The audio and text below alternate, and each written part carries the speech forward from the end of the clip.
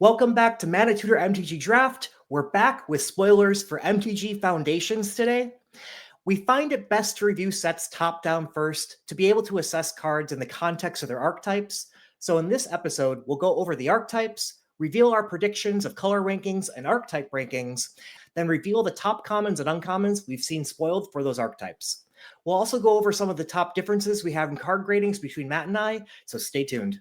So first up, we're going to do a quick archetype overview based on how Wizards grades these archetypes. As this is a core set, these archetypes are, I think, a little bit more basic than what we would expect in a set like Duskmourn or even Outlaws of Thunder Junction or things like that. So, you're going to see more basic keywords, less synergy, less combos in these archetypes. But we're just going to dive right through them.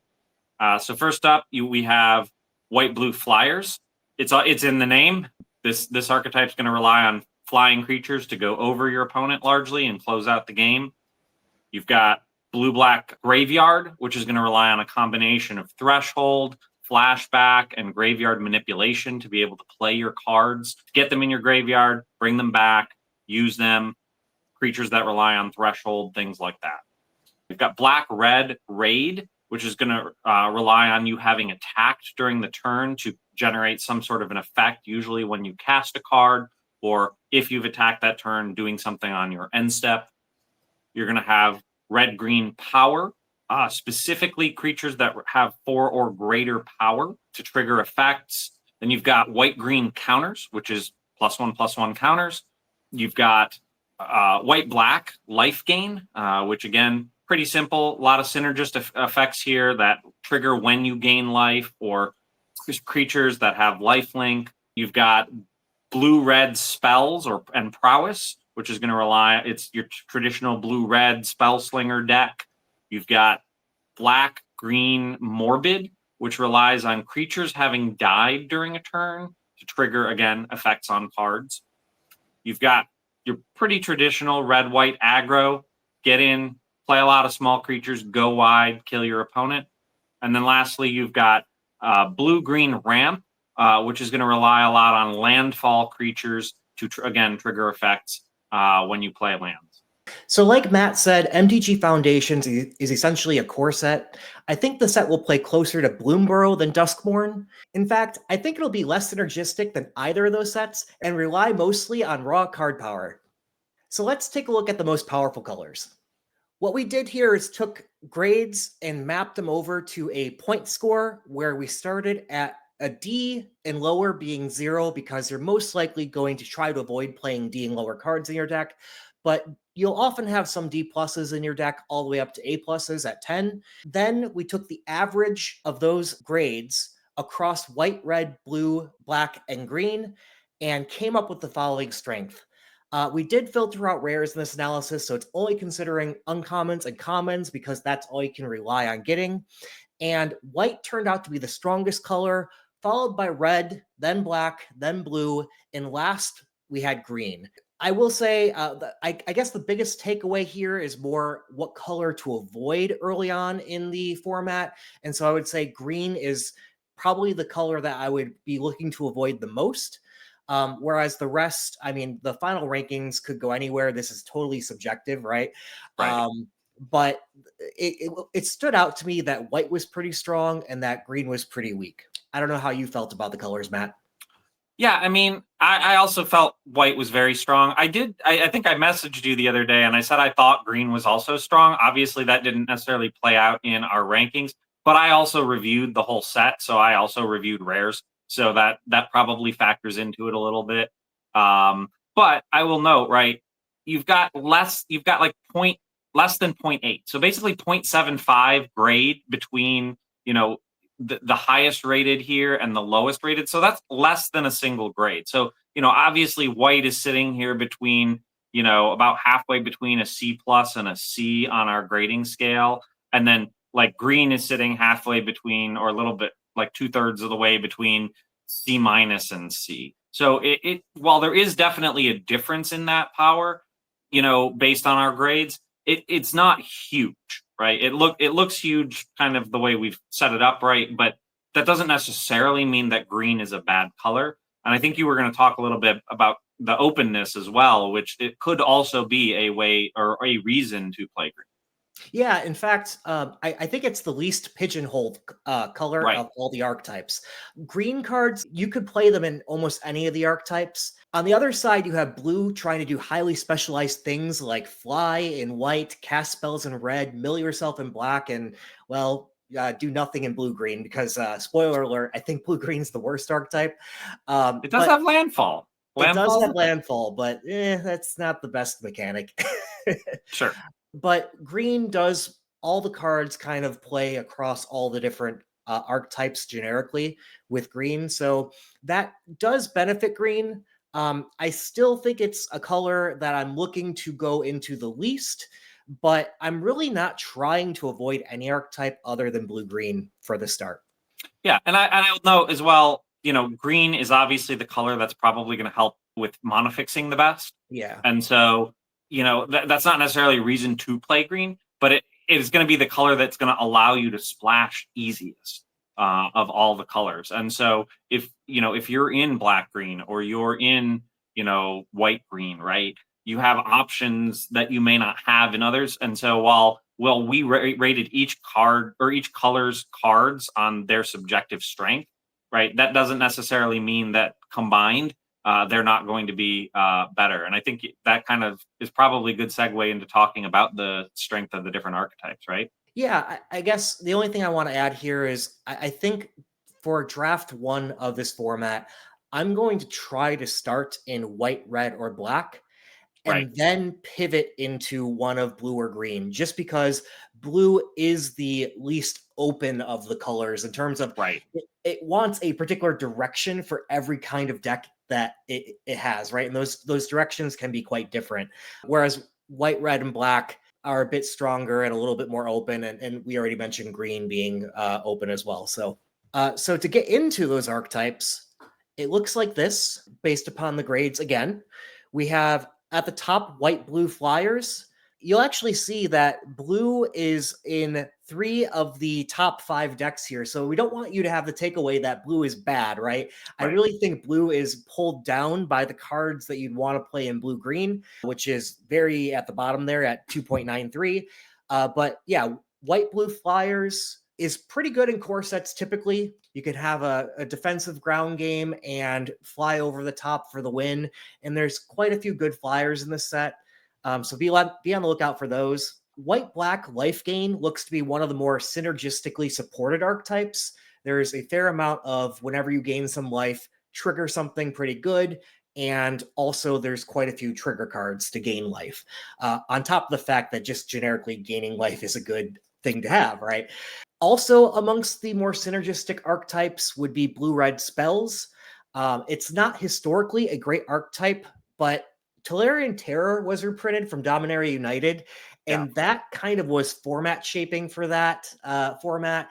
We might not be, I don't think we're quite as slow as what Dominaria United was, which really helped the Tolarian Terror deck, but I still think it's a viable strategy, and it will be an important role in this format. So there's also just a lot of synergy cards that say whenever you play multiple spells, get some good advantage. So it's fairly well supported in this set, even though it's true that it's not historically a great performer. And I am in general a little skeptical of the archetype, but it has strong enough core cards here that I do think it's going to be a good performer in this set. We also got next white-red aggro. This is probably going to benefit from the fact that white is strong, and there's quite a bit of support for the ability to go wide and pump up your creatures. There's not a lot of cheap common removal either, which would be what could the control deck slowing this down.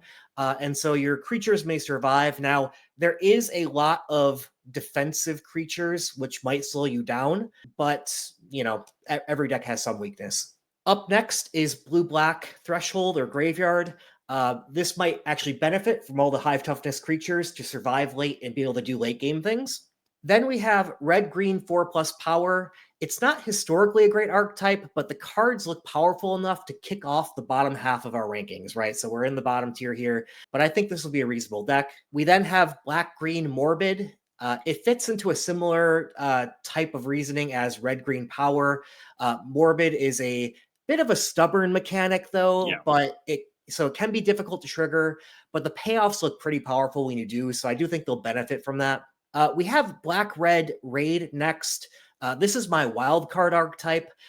I can see this going one way or the other. Like, I can see this even going down low and maybe being last, or I can see this being in the top several archetypes. So it's one to really kind of feel out. It depends, I think, a lot on the speed of the format. I do think this format will be slower than most formats we've seen in recent history, and that's what's partly bringing this down. But perhaps that's wrong, and this archetype will go up if it's faster than we're thinking. Then second to last, we have white-green counters. This looks feasible, but vulnerable to removal of your counter payoffs. So certain cards will really give you benefit for those +1/+1 counters. And if those die, you're left kind of empty there. Right. A benefit, though, is it can go wide and get into a board stall, and then Overrun is in the set. So you could cast that as a game ender and trample on through, and that'll be, I think, a lot of the ways that this deck finishes the game. I will say this is my wild card, because as you said, this is a slower set, and typically decks that rely on adding counters and slowly building your board over time benefit from these types of sets that are a little bit slower. And while removal is always a threat, there's less removal in this set generally than I think there have been in a lot of the more recent sets. I think removal is going to be a premium, and I think players are going to need to be like keeping their eyes open for it. So, I don't know that means anything in terms of this doing well or not, but this one is the one that I'm going to watch. Yep. And we already mentioned it, but in last place we have blue-green ramp. Not really sure what to say other than I want to avoid this day one. Don't get me wrong, there are rares and stuff that I think that this deck will be good at holding off to be able to get to the rares and then casting them. So I think there are viable versions of this deck, but it's not one that looks to be very highly supported. And that's not uncommon with Wizards design either, to have this fall off, even though we've seen a few sets recently where it has been good. I don't think. Well, it seems like they kind of alternate. It's either blue-red that's the worst, or blue-green that's the worst, and they kind of like blue-red was the worst in Duskmourn, so now it's time to make that a little bit better. And then, oh look, blue-green's going to fall by the wayside, and then we'll see. So with that, do we want to look at some of the top uncommons and then into the commons after that for each color? Yeah, let's dive in a little bit. Let's dive into some of the top commons and uncommons here. So first up, we've got some of the white uncommons that Jeremy and I both rated fairly highly. So you've got Sunblast Healer. This is just a great 3/1 for 2. A 3/1 for 2 is usually pretty good because it trades well. Happens to have lifelink as well, which is just a cherry on top. And then even on top of that, it's got a kicker, which allows you to bring back something that may have died earlier in the game, put it back in your onto the battlefield straight up. And that could be another one of these. It could be something else. I mean, there's so many good possibilities, and it's really going to play well in pretty much any white deck, but I think particularly in the black-white life gain deck, obviously. We've also got Sarah Angel, classic reprint, a 4/4 vigilance for 5 flyer. I mean, it's pretty simple, but it's pretty effective. And then we've got Cat Collector, a 3/2 for 3. It creates a food token when it enters, and then whenever you gain life, you create a 1/1 cat creature. So this is going to be, again, great in the black-white life gain deck, but there's a lot of cards in white that gain life, so you don't necessarily even have to be in that archetype, and you're probably going to have a few ways to gain life. And the food token just pretty much guarantees you one. So you're looking at 5 mana for a 3/2 and a 1/1, which is still not a bad trade, and 3 life. Yeah. Sarah Angel, a lot of people are ranking lower, and I can kind of see where they're coming from. A lot of people are putting this in like the C+ range, maybe B-, but it may be bias. I just like the old classic card. So I think I gave it a C+ or a B-. I think that's where I put it, but it's still good. It's still a good card. I'd take this card a lot. Yeah, flying and vigilance 4/4 for 5. That is just a good rate. Right. And I think it'll be a pretty big impact role player in this set. It's not a bomb or anything, Yeah. but I do think it deserves a place amongst the top uncommons. Up next, we have red. We start with Heartfire Immolator. For 1 red, you get a 2/2 human wizard creature with prowess, and it has pay a red and sacrifice it. It deals damage equal to its power to target creature or planeswalker. Sometimes you have the problem that, removal isn't a creature that impacts the board. And in this card, you have both a creature and removal all in one card. Creature early, removal late, or whatever the situation calls for. And the fact that this has prowess lets it grow to be able to kill something even bigger as well. Just a very efficient card for the red color. Up next, we have a Braid. Classic, so good that they couldn't keep it at common.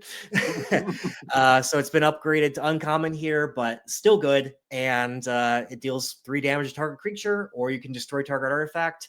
And then Fiery Annihilation for 2 and a red, you get a instant with it dealing 5 damage to target creature, and then you can exile up to 1 target equipment attached to that creature. If the creature dies, exile it as well. Yeah, and that's just a good rate. Usually you get about paying 3 to deal 4 damage, but paying 3 for 5 is a good rate. So this will be amongst the top cards. And like Matt said, there's not a whole lot of removal in this set compared to what we historically see. So I do think the removal is at a premium here. Yep. And I mean, I would also note that Fiery Annihilation is a great 2 for 1. It is effectively deal 5 damage, destroy target, well, not target artifact, but destroy an artifact if it happens to be an equipment and attached. And equipment is, without specific artifact removal, somewhat difficult to get rid of, because unlike enchantments, obviously it sticks around. So, this is actually a pretty good 2 for 1. So next up, we have black uncommons, and we have Vampire Nighthawk, which is for 1 and 2 black. You get a 2/3 flying Death Touch lifelink. I mean, just great stats, great keywords for 3 mana. I mean, it's a Windrake with extra stuff. I mean, and that's just really good. We also have Tragic Banshee for 4 colorless, 1 black. You get a 5/3 Morbid. When this creature enters, if target creature opponent controls gets -1/-1 until end of turn. If a creature died this turn, that creature gets -13/-13. This is just a really almost better version of Wix Patrol in my mind. Very similar in a lot of ways. Obviously, it's a little bit more situational in that, a creature has to have died, but that's not going to be that terrible if you're playing black. You have other ways to remove creatures.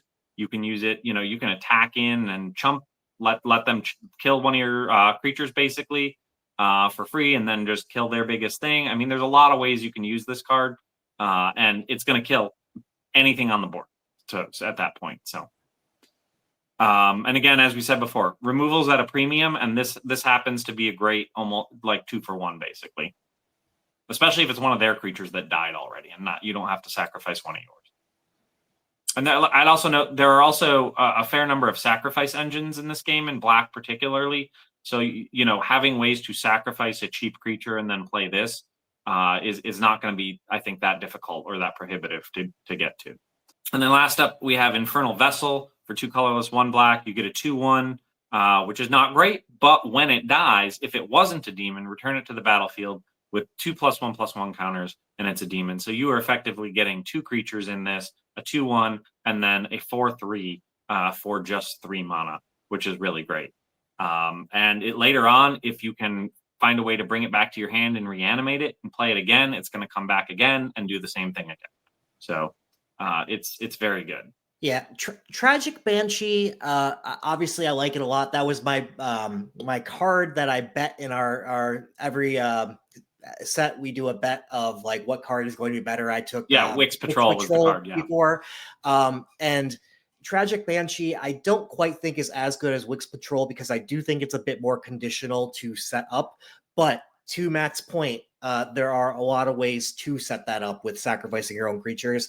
And it doesn't have the downside Wix Patrol had of sometimes you didn't have enough creatures in your graveyard to destroy their biggest creature. Right, exactly. That's why I like this one more. Is that, like, if you have a way to get rid of a creature, and I think there's gonna be enough ways to do that, even if it just means you attack in with your 2/2 or something and let them kill it. Like the trade-off will be worth it because you'll get a 5/3 and you'll kill whatever their biggest thing is on the board. Yeah. So I do think that this will pay off more often than not. And even if it only gives something -1/-1, Yeah. like you can probably kill something with it. Right. And so I think it'll be pretty good. Yeah, the -1/-1 is a very good buyout. Like, I think that will come up more often than people are thinking. Obviously, you want the -13, and Yeah. it'll be you'll be able to get there fairly often, but there will be times you will want to play this as just the -1/-1 because you can't do the morbid. Right. Up next in blue, we have Skyship Buccaneer. It's a 3/blue/blue 4/3 flyer with raid. When this creature enters, if you attack this turn, draw a card. Pretty good 2-for-1. That shouldn't be too hard to enable. Even if you just have to attack with your weakest thing and have that die, it's in a way, sack something, maybe draw something better. So I don't think that this one's hard to enable to get what you want. Up next, we have Fabloom Trick for 2 and a blue. It's an instant with create 2 1/1 blue fairy creature tokens with flying. When you do, tap target creature an opponent controls. This is just a great way to be able to slow down your opponent a bit and get in to 1/1 flyers. And there's, like we saw, there's the flying archetype that Yep. you could pump flyer, so this could maybe get pumped later on. There is even Balmor is back, the blue-red. Whenever you cast an insert sorcery spell, all your creatures get +1/+0, and you can do that maybe multiple times. Adding that to multiple creatures is good. So I guess this combos a lot with a lot of different things. And then you have Mischievous Mystic, which is just a good base rate at 1 and a blue, 2/1 flying up front, but it has the upside of whenever you draw your second card each turn, create a 1/1 blue fairy creature token with flying. And this is blue, so I imagine you'll be drawing some extra cards each turn. Note Yeah, and there are a lot of enablers for that in Yeah. blue as well. So I think when I was rating the set, I actually came back to this card after I finished blue because I think I rated it somewhat low, but I came up on it after I saw how many different ways there are to draw cards in blue. I mean, Skyship Buccaneer is a perfect example of this, but there are enough ways to draw cards that you can not guarantee yourself a second card every turn, but that you can probably get like 2, maybe 3. If you play this on turn 2 and it stays alive, you can get maybe 2 or 3 extra 1/1s out of this throughout the game, and that in and of itself is really good. And note, if you have something that draws 2 or more cards at instant speed, you could get the extra 1/1 on your opponent's turn as well. So Yes. just something to keep in mind. So next up, we have green. We have Elvish Regrower, 2 colorless, 2 green for a 4/3. When it enters, return target permanent card from your graveyard to your hand. Just good graveyard recursion, decent value. It's a little understated, but the fact that you for free get something back in your hand is gonna be great. Lets you play something again, whatever, and it's target permanent card, right? So that's actually good. If you're playing with black, if you're playing black green and you accidentally mill something away that you need, or if some creature that died and you want to be able to replay it, there's a number of really good uses for this. We have Snakeskin Veil, which I believe is a reprint. It is. Put a +1/+1 counter on target creature you control. It gains hexproof until end of turn. I mean, this is just a really good rate for a counter, right? Like, and hexproof. So basically, save a creature from a spell and make it permanently more powerful for just 1 mana. So like, there's nothing bad about that. And then lastly, we have Nessian Hornbeetle, 2/2 for 2. At beginning of combat on your turn, if you control another creature with power 4 or greater, put a +1/+1 counter on this creature. So this is one of those. This is just going to get bigger every turn once you got something with power 4 or greater out. So it's going to have to become a pretty big target for your opponent. And it's your basic stat line, right? So you don't mind playing this as your 2-drop and then having it grow a little bit later on into the game. Yeah, there's like sort of almost a cycle, maybe even a full cycle of these cards that were reprints that used to be common that were upgraded to uncommon. And Right. we've talked about a Braid. We will see they did Essence Scatter as well for a counter target creature spell in blue. And in green, Snakeskin Veil is that. It was too good for them to make it at common, so they upgraded to uncommon. All those type of cards are upgraded like that. Yep. And it's still really good. Yeah. Moving on to the commons, we start again with white as our most powerful color. We have Helpful Hunter. Simple card, 1 and a white, 1/1, but when this creature enters, draw a card. That's just great stats. Being able to impact the board, even if it's just 1/1. You can go wide with it. It can contribute to blocks. It might be able to get in for some damage. It's board presence that still draws you a card for only 2 mana. And who knows, maybe you can even blink this at some point and draw another card. Very efficient creature. Yeah, I think I called this when I was reviewing it. I called it the poor man's Inspiring Overseer. Yeah. I mean, it's obviously not that, but it has the inner effect of drawing the card. So it's good still. Like it replaces itself in your hand and impacts the board.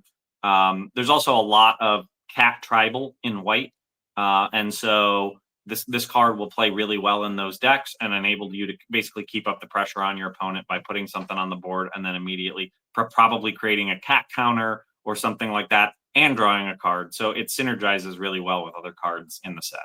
Next up, we have Banishing Light, a reprint. This one's not too powerful to move up to uncommon, but still a good card. When it enters, exile target non-land permanent and opponent controls until this leaves the battlefield. Just a powerful answer anything effect. Right. And it's no trapped in the screen, but it'll do. Yeah. And last up, we have Prideful Parent. For 2 and a white, you get a 2/2 Vigilance Cat. When this creature enters, create a 1/1 white cat creature token. There's a good amount of, we mentioned go wide already. There's a bit of when a creature enters, do something. So this is 2 triggers for those. This is an efficient rate at just 3/3 of power toughness across 2 different creatures. And 1 having vigilance is pretty nice. So I think this will be a pretty powerful card. And I think we're kind of showing why we think white is the most powerful color. All these are very great cards in comparison to some of the other commons we'll see coming up in other colors. So in red, first up, we have Burst Lightning. At base rate, it's a shock, but you also have the option to pay a kicker to deal 4 damage instead. Obviously, 5 mana for 4 damage isn't great, but the flexibility of this card makes it good that you can use it early if you want to kill something small. You can use it later if you want to kill something a little bit large. Obviously, I'm probably not looking to pay the 5 to deal 4 damage most of the time, but when it's useful, it will be useful. We also have Courageous Goblin, 2/2 for 2, good rate. Whenever it attacks while you control a creature with power 4 or greater, this creature gets +1/+0 and gains menace till end of turn. So you're probably looking to play this mostly in green-red. I'm not sure how well it fits into the other archetypes. I don't think there's a ton of power 4 or greater creatures in a lot of the other colors, but making it a 3/2 with menace when you do have that. And note, it is just whenever this creature attacks. You don't have to attack with the 4 or greater power, right? So this is good at just kind of slipping past your opponent and potentially saving your bigger, powerful creature as a blocker or whatever you need to do if your opponent doesn't have the wide board necessary to block the menace. And then last up, we have Goblin Surprise, 3 mana, instant, choose 1. Creatures you control get +2/+0, or create 2 1/1 red goblin creature tokens. This is just great for its flexibility, right? The fact that you can do this, it's instant speed, so you can wait until you're attacking, use it kind of like a mini overrun, or use it on the defensive to create 2 1/1s, or pump your board to trade efficiently into your opponent's creatures.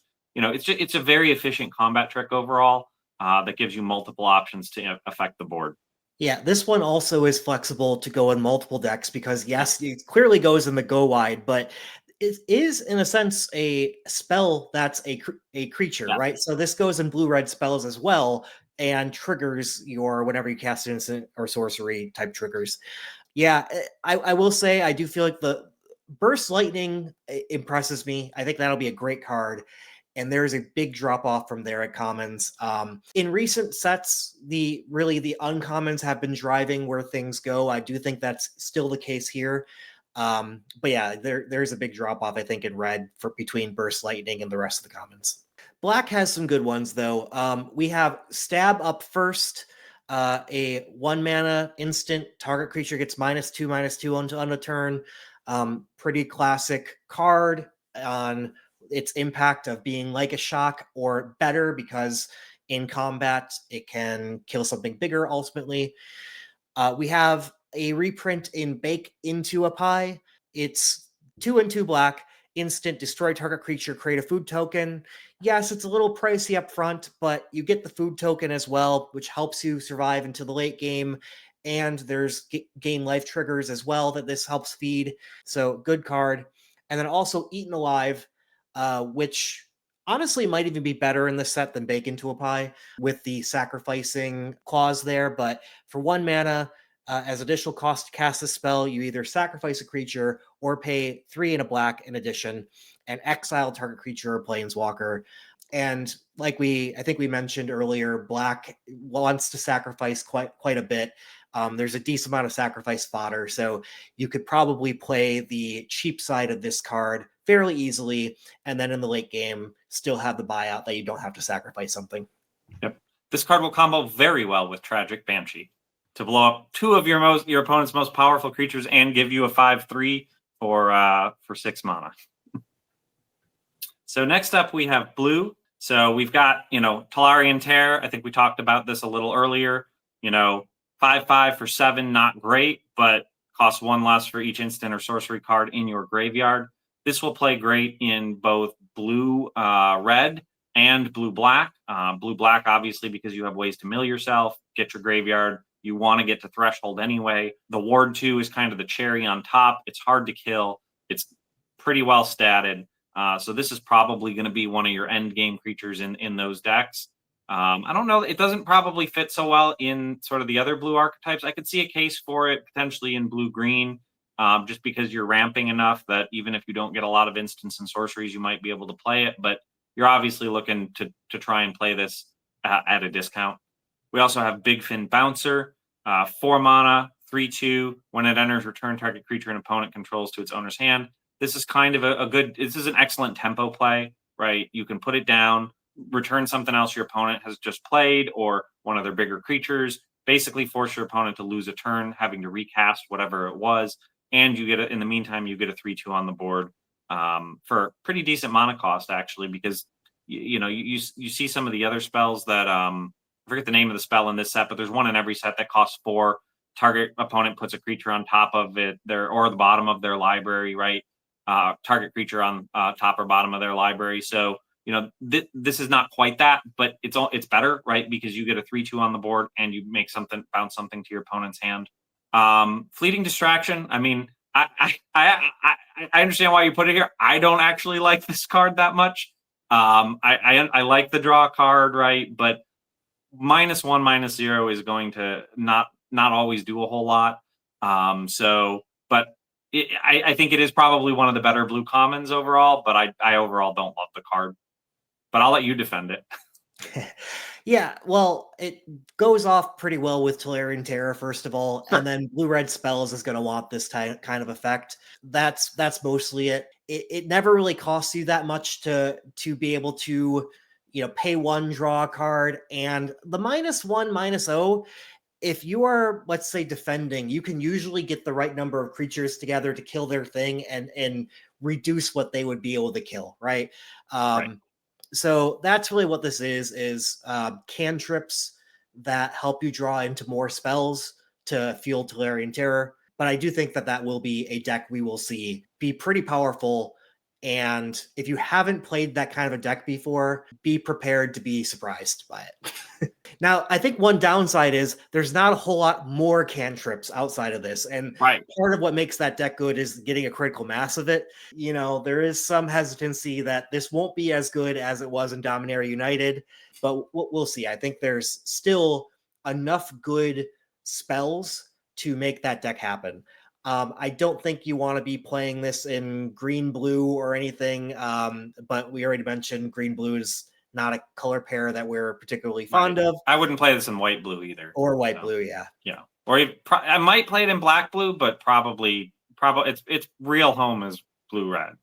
Up next, green, we have Bite Down, classic 2 mana. Target creature you control deals damage equal to its power to target creature or planeswalker you don't control. We also have Bushwhack, which is just incredibly versatile for 1 green mana. Search your library for basic land card, reveal it, put it into your hand. These can replace lands, so feel free to do that. And it's quite nice to also be able to trigger the target creature you control fights target creature you don't control.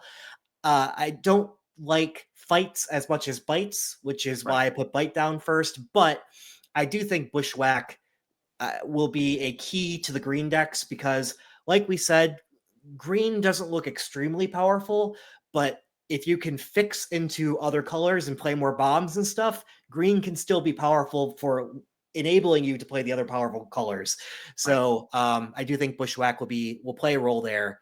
And I will note just, and this is kind of a thing that happens in a lot of sets, but given green's reliance on big creatures, green's removal spells are actually probably some of the more efficient in the set because you have a lot of, deal 3 for 2 or deal 2 for 1. Or -2/-2 for 1. We kind of covered some of those in the other colors, but like greens just depend on the power of your creatures. And when a set has a lot of big beefy creatures, this becomes really efficient, cheap removal. And it's at common. Like a lot of the other things like a braid, a lot of these are now uncommons. And so you're going to be able to get more of these. And so I'd say that while in some cases, like you said, fight's not as good as bite, so Bite Down's probably better, but still, they're both potentially really efficient spells that can deal with really big creatures. And last, we have a bit of a step down, I think, but Beastkid Ranger for 2 and a green. You get a 3/3 Trampler, and whenever another creature you control enters, this creature gets +1/+0 until end of turn. It's just for a common, it's above rate. Trample is one of my favorite abilities on green cards. We did mention several cards that put multiple creatures into play. I think this will be a pretty good card in your green-white decks that have multiple creatures entering. And if you can get counters on this, I mean, it's the fact that you can play it on turn 3 and then make it bigger, and it's already got trample, so you're going to be able to get some of that damage through is going to help a lot. Now we're going to move on to the cards that we had the biggest grading differences between Matt and I. Up first, we have Micromancer. For 3 and a blue, you get a 3/3 human wizard creature. When this creature enters, you may search your library for an instant or sorcery card with mana value 1, reveal it, put it into your hand, then shuffle. This is a reprint, and it was good in the other set that it was in. I think it was also Dominaria United. So a slower set, I think, even than this set will be, which actually hurts Micromancer a little bit, but it still is a 4 mana 3/3 draw card usually, and it really depends on what the 1 mana instants and sorceries are that we have. But we saw quite a few of those. The stab, the shock that is upgraded, even more. That's 1 mana. We saw the Bushwhack, for instance. There's in every color some pretty good 1 mana instants and sorceries to go grab. So I do think this will be a good card. I have it as a B- because of that. Right. I might be a little low on it. It may be more like a C- to me, but for me, it's so conditional and at uncommon. Like you have to have a few copies of things that you want to pull with it in my mind for it to be useful. And typically, like I'm not going to take this very high just because I don't know if I'm going to get those. Now, if it's pack 3 and I open this and I've already got 2 copies of stab or something like that, and I see this, I might pick it.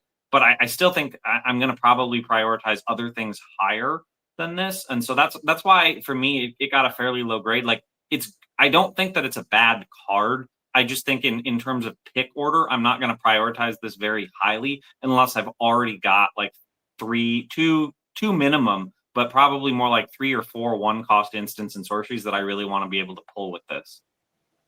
Yeah, I hear you. I guess in my mind, it's such a powerful combination that I'm willing to pick it up early and then just raise my picks of the 1 mana spells that I want. But I hear you on that. I do think, interestingly, there are some non-removal cases to talk about with this one. There are some good just combat tricks at 1 mana. Snakeskin Veil being one of them. I think there's one in white that was actually really good. That I think, what was it like? I can't remember. I thought it was something like +2/+2 and lifelink until end of turn or something like that for one. Also a really good one. So there are definitely cards you could pull with this, but you have to get those. So um, again, I don't think it's a bad card. I think it's situational in my mind. So next up we have Aetherized. You gave this a sideboard grade. I gave this a B minus. I mean, I really like this card because it returns attacking creatures, so you can just sit here and let your opponent attack you and make their entire board go away. It is a one-sided board wipe for 4, more or less, and I just see that as really valuable. It allows you to delay the game significantly, particularly if you're in blue red and you're trying to just play spells deck. It obviously is a spell, so it triggers well with those. And then it's great to just kind of clear the way as well for you to go in and take out whatever take out your opponent's life total. Yeah, this is a card that I might be able to see myself coming up on, but I'm still highly skeptical of it up front. And the reason why is it requires the board state to be such that your opponent wants to be attacking with a whole lot of creatures. And Sure. I just don't think that happens often enough to make this a card I usually want to play. In the case where it does that, I think I prefer the same mana costed card that puts it to the top of their library or at the bottom, because in that way it's removal rather than they get to draw that creature. Right. It definitely does slow them down. If they're attacking all out, this is powerful, right? This is more powerful in that case. So it has a high ceiling. I just see the floor as too low for me to be interested, and that's what's keeping me as a sideboard card against the aggro decks. And therefore playing best of one most often. I'm not really playing it, but I'll be interested to see if I have enough of a control deck to want this card to slow down my opponents when they're playing aggro. Right. I mean, and I think the other thing about this is I think there's going to be enough aggro that a lot of blue decks might struggle early on in it, particularly in obviously red white. But also things like green white, or there's a lot of cheap creatures in white black that can, and especially white creating the tokens, the cat tokens, things like that.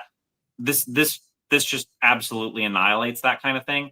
I'm not gonna be looking to play multiple copies of this likely. I mean, it's obviously uncommon, so there's no guarantee you're going to get multiple copies. But one of these in a deck, if I'm playing a slower blue deck, I don't know that I would put it in. I guess it would depend. I might put it in blue white, but I think this also plays well in a lot of the different blue archetypes. So you could fit it in a lot. Obviously, it fits best in blue red, but I think it could be very useful. I'd also note, and your very limited use case, but you may find a use to use this on your own attacking creatures. If you attack in and your opponent surprises you with a combat trick or something, and you want to make sure you save all your creatures, there is a use case for that. Probably not very often though. Up next, we have Meteor Golem, an expensive card, 7 mana for a 3/3. When it enters, destroy target non-land permanent and opponent controls. I guess I just like this as a 2-for-1. It's expensive, but it's decently efficient for that. That's about what I expect of my 7 mana plays. And usually, as a 7 mana play, I just want to destroy something that's going to cost me the game otherwise. So it's both doing that and adding to the board. And as such, I mean, I didn't give an amazing grade, right? But I have it as a C+ to reflect that. Yeah, I'm probably a little low on this at a D. I would probably maybe make it a D+. I think it's solid filler, but I'm not looking to play this typically because it is 7 mana. Like if I've got 7 mana on the board, I'm hopeful. Like I'm hoping to have probably largely closed out the game at that point. And if I draw this, I mean, I don't know that I would always be disappointed to draw this. Obviously, there's really great use circumstances for it.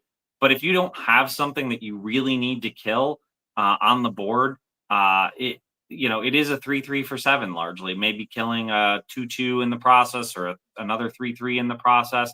And I just think when I'm looking at cards to cut, this might be an easily cuttable card if I've got anything else that is better than it. And usually I like to save my 6+ cost cards for things that are going to end the game, and this is unlikely in most cases to end the game. Yeah, I do think I'm probably a little bit high on it. I think if I were to grade it now, I'd give it a C. But it's a card that I am actively looking to play when I am in a deck that wants to get to 7 mana. But you are right that if I have any better card at 6+ mana to play over it, I will. So it does get cut a lot of the time. Yeah, I mean, I would say the one plus on this, right, is it's obviously an artifact, so you can play it in any color deck. That said, you're obviously not going to probably play this in like red-white. Your mana base is going to be such that you're not looking to play 7 mana cards. But it does have that flexibility going for it. I just think it's going to end up getting cut a lot. It's not a never take for me, but I view it more like filler. If I need that 23rd playable or something like that, this is okay to put in there. But I'm probably not taking it too highly among other picks unless there's nothing else for me to take. That's fair. So next up we have Goblin Negotiation, and this is probably our biggest grade difference. I gave this a B-, you gave it an F. For X, red. Sorcery, you deal X damage to target creature. You create a number of 1/1 red goblin creature tokens equal to the amount of excess damage dealt to that creature this way. I like I really like the versatility of this card, right? If you need to take out something big, you can do this, and maybe you don't get a lot of 1/1s, but you still take out a big creature. Might cost a lot of mana to do that, but sometimes that's the price of taking out the 5/5 or something like that. That if you don't have other removal, and as we said, removal in this set's a little bit scarce.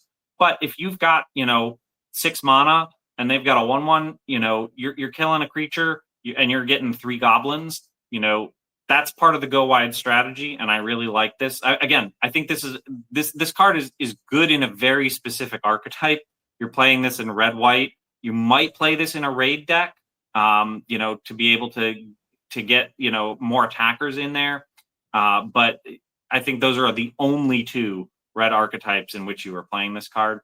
It might have a place in red-blue, but probably not. So B- might be a little high on it. It probably doesn't draw me into red, so it's probably more like a C+ in my mind. But I still think it's good. The reason I gave it an F is I never see, while it's versatile, every one of the versatile situations is tough to pull off. And I mean it this way. If you want to kill something big, you're paying a ton of mana to do so, right? Oh, yeah, absolutely. And I like your argument of making a bunch of 1/1s, right? There's a go wide strategy in red that you'll want to do that. And this could make a lot of 1/1s. But now you need your opponent to have some cheap creature to be able to target, just to be able to play this card and then get your 1/1s. Like, I wish it had this buyout of just like make X 1/1 tokens.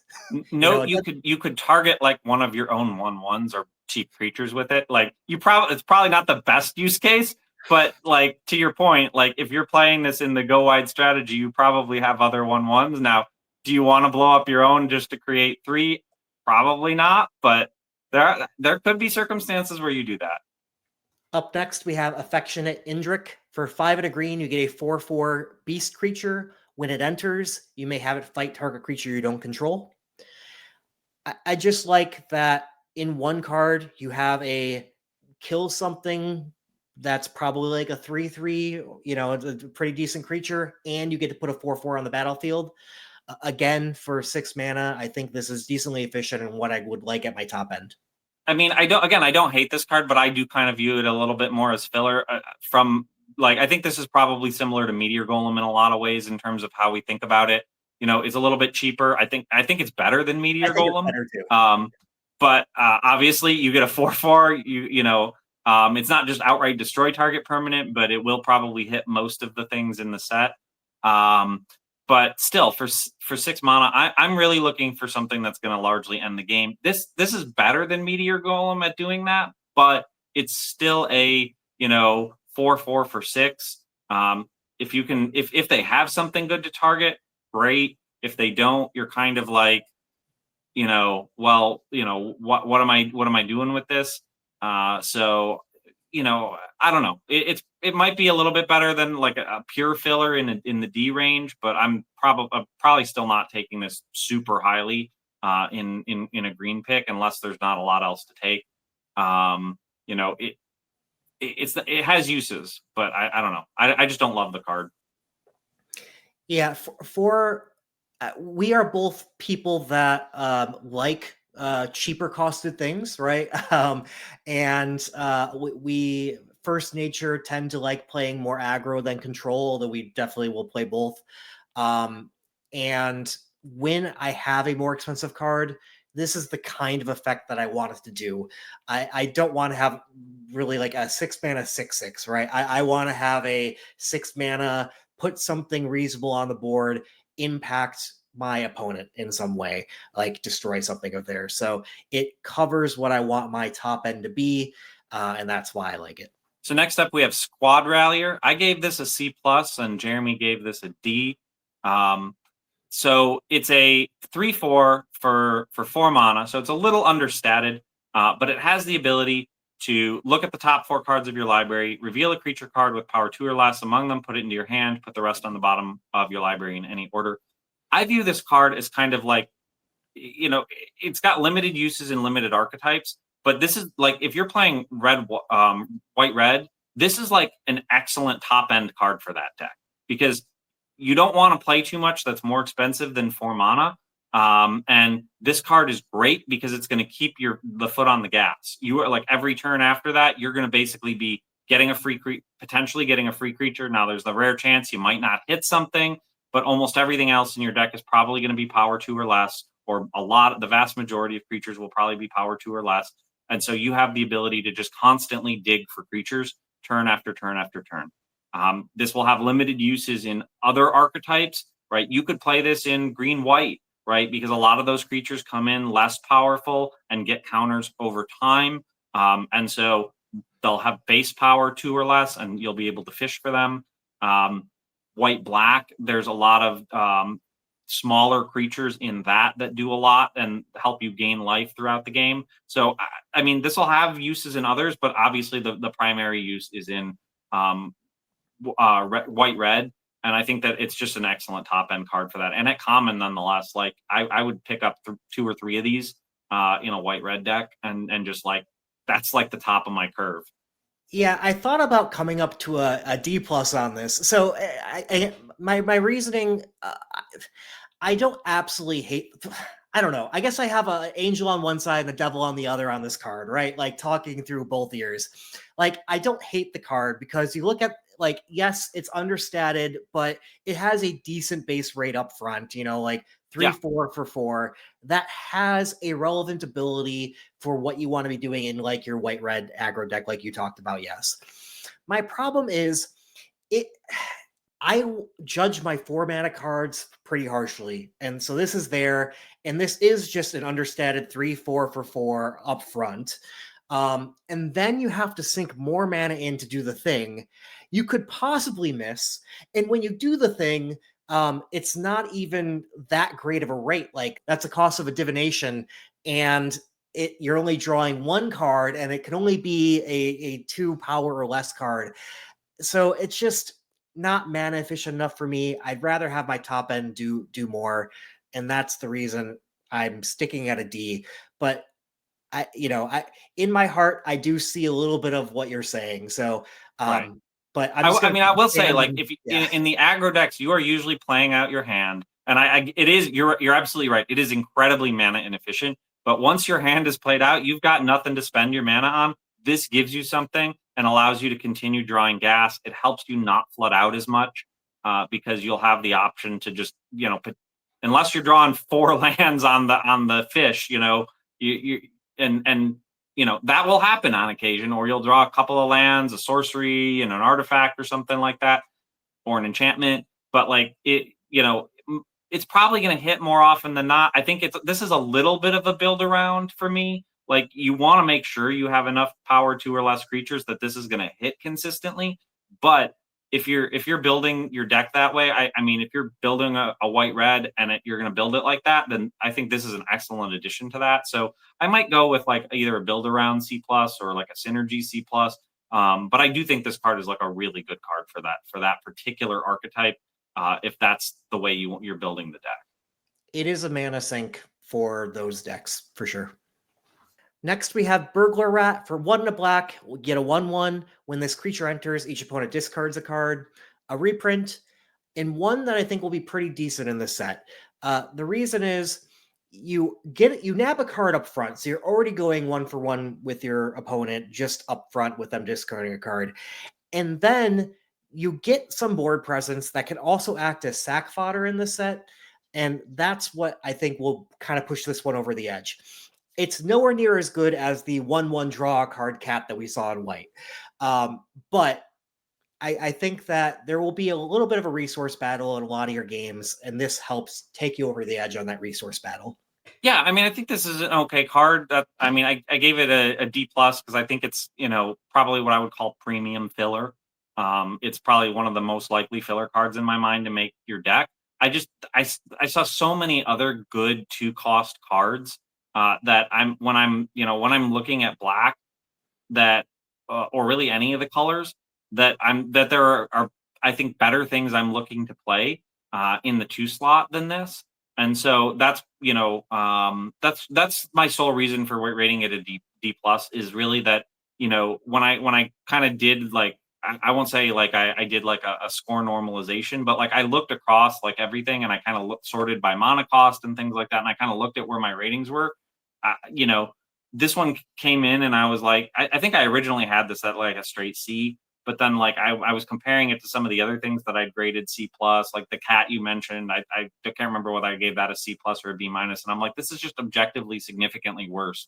So when I'm looking at what I'm going to be drafting, this in my 2-drop slot is not a high pick for me. Now that doesn't mean I will not play it. I'm sure I will play it, but overall, I just thought there were better cards in the 2-drop slot in most cases.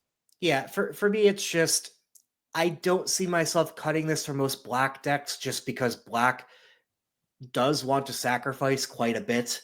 And this Right. is in those decks, you need cheap sack fodder up front. Now, there's other things you could play for that cheap sack fodder. Like there's a 1 black, you get a 1/1 that when it dies turns into a 1/1 flyer, which is multiple sack fodders, right? So there's other ways to get that fodder, yes. But this is one that really does do a 2-for-1 in the provides you some fodder and still gets your opponent to discard a card. Right. Yeah. And I think in those situations, if I was playing a black deck around sacrifice, this would go up in ranking. But if I'm playing like white black life gain, this is probably not a high card on my to-do list in terms of that. This is great in like black green morbid, right? Or something like that, but less so I think in some of the other archetypes.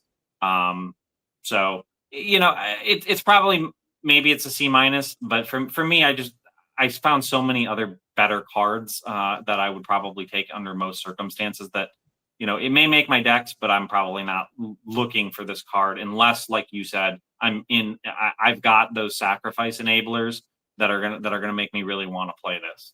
Yeah, that's a good point on the white black life gain. Like I don't think this is the card you want in that deck particularly.